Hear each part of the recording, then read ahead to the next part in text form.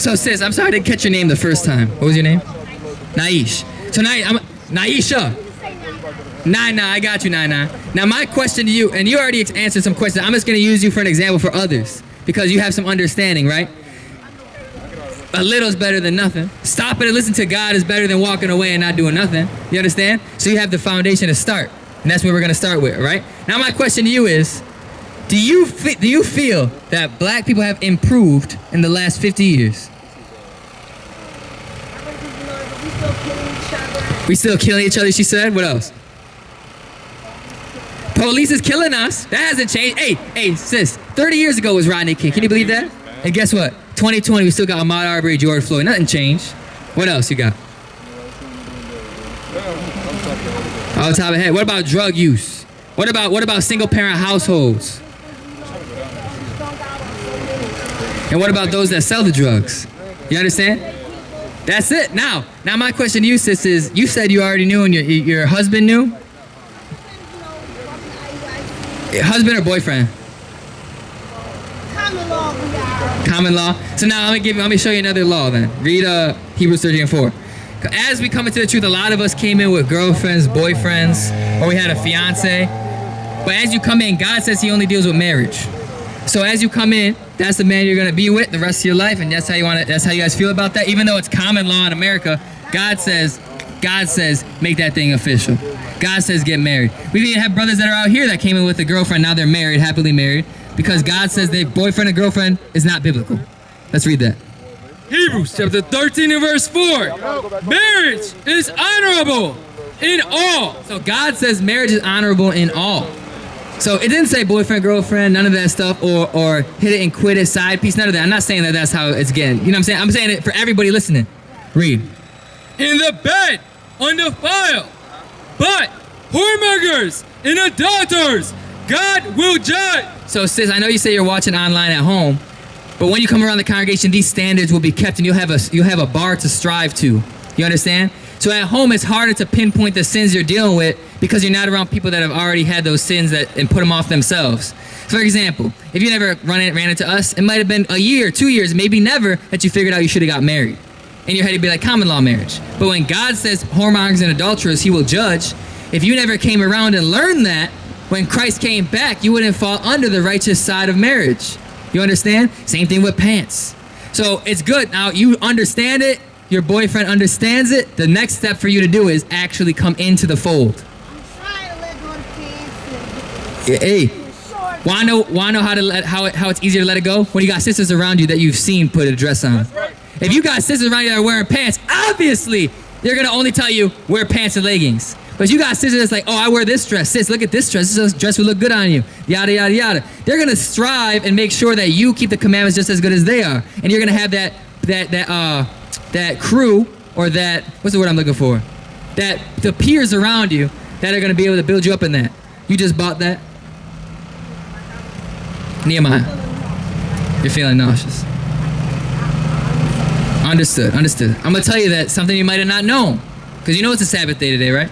Do you know the laws of the Sabbath? Right. So what did you do? I understand. Now what I'm showing you is a lot of things in this system are set so that we don't keep God's commandments, even if we know them. That's the verse we just read where it said we're rebellious people, not hear the law of the Lord. So a way we could have got out of that situation is maybe you should have went straight home and just got water at the crib. I understand, but you should never let any godly man trip you up and sin. We would never tell you to stay here and go buy stuff. You know what I'm saying? But I'm just using that as an example that there's always ways. God always makes a way to keep the commandments. And I'm only pointing that out because I'm helping you out. There ain't no ill will towards you. You know what I'm saying? We still want you to come to school and everything like that. But it's just things we all got to deal with. So now read that real quick. I'm gonna show you why we say we shouldn't buy and sell. It's a scripture. Nehemiah chapter 10 and verse 31. If the people of the land bring ware or any victuals on the Sabbath day to sell. Wanna know why it says, and if the people of the land bring victuals? Because today, we still got to go to the Chinese, Arabs, Elamites, white men, all these stores that are still open on our Sabbath day.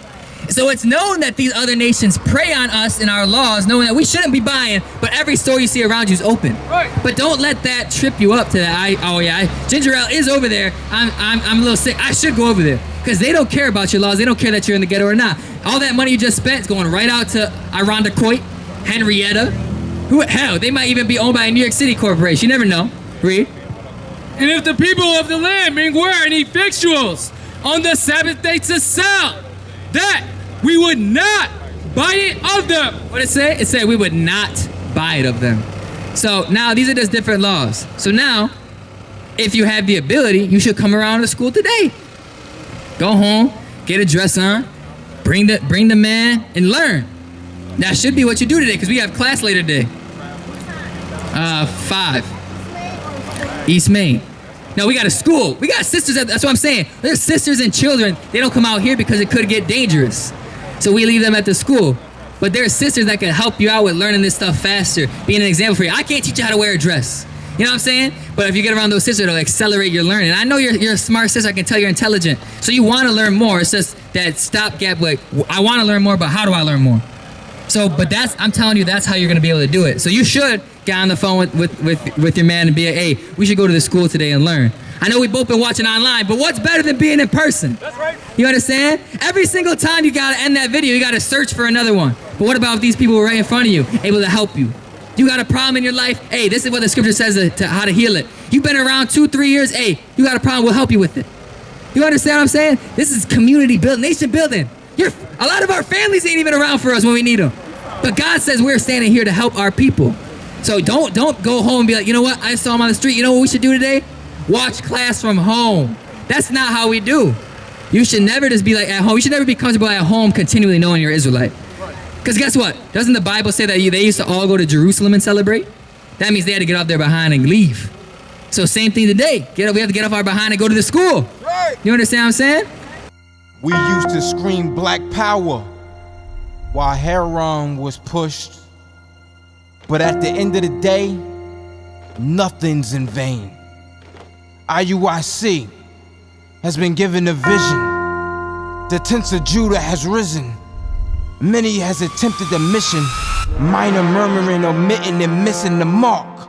Just reading that he had the flame of fire in his eyes gave us the spark. We on Paul's mission. We out on the road, purple and gold, from Mexico, Cuba, Haiti, Ghana, Sierra Leone. 144,000 boots banging, concrete crackling. These are our men repented at heart. The scriptures is proof. IUIC, we deliver the truth.